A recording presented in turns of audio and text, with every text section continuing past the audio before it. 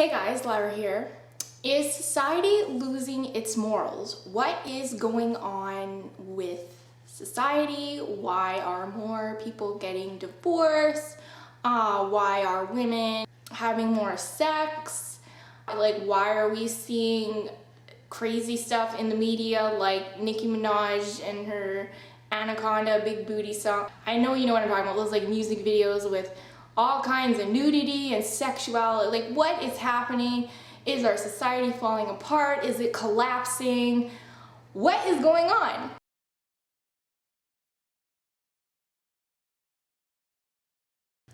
Okay, so in order for us to understand this from a big picture, we have to actually look at history, okay? So the old school way where women waited to have sex before they got married, there were no divorces and no abortions, that was totally unheard of. That was back in the farming days, back when those morals benefited the people because they all lived on the farm. So children were an economic asset. So that's why they made birth control bad, so that they could have lots of children to run the farm. Actually, that's why. The family was the unit of production that basically ran the economy. So if you had families that were falling apart on the farm, you couldn't get anything done and people would starve to death. Okay, so like it has very economic reasons why people lived this way. Now fast forward to the Industrial Revolution, when people started migrating to the cities. Families obviously started to fall apart. So people were working in factories, running machines, basically. That is how they were surviving. And children were no longer an economic asset, so it wasn't good to have lots of children. Now people lived in large cities where you could do whatever you wanted and be anonymous, whereas back in the farm, back in the village, you couldn't do whatever you wanted because everybody knew who you were. And so if you're young and you just want to party and have a good time, well, you can't, because everybody's keeping an eye on you. Whereas in the city, you could go to the club, you don't know anybody there necessarily, you could do whatever you want, sleep with whoever you want, right? Totally different.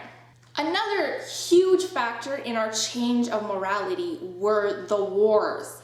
And this is seen as a pattern throughout history. Whenever there is a war, because there is so much social disruption, there's a decline in morality.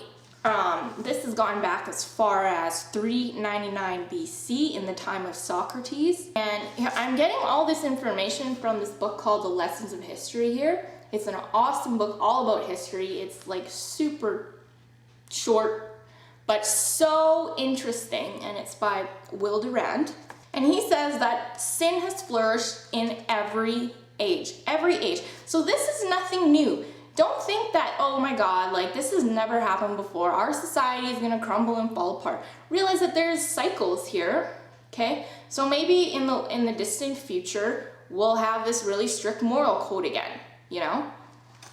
You just happen to be born in a time when the moral code is becoming more relaxed. And that's partly due to the wars. After the wars in Rome with like Caesar and Pompey and Octavius, there's a quote here from a historian, and he said, "Rome was full of men who had lost their economic footing and their moral stability." Okay?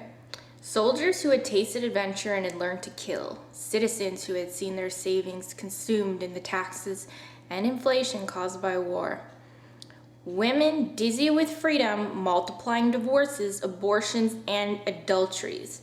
A shallow sophistication prided itself upon its pessimism and cynicism. And here, the author of this book, he's comparing it to the way that European and American cities looked after the 2 world wars. Same thing, it's a pattern. We are not the worst that we've ever been. Far from it. I would much rather be born now than in the hunter-gatherer days when people killed each other like on a daily basis. It benefited you to be violent, greedy, and very promiscuous, right? Those are the characteristics that you needed in order to survive and reproduce in like those hunter-gatherer days.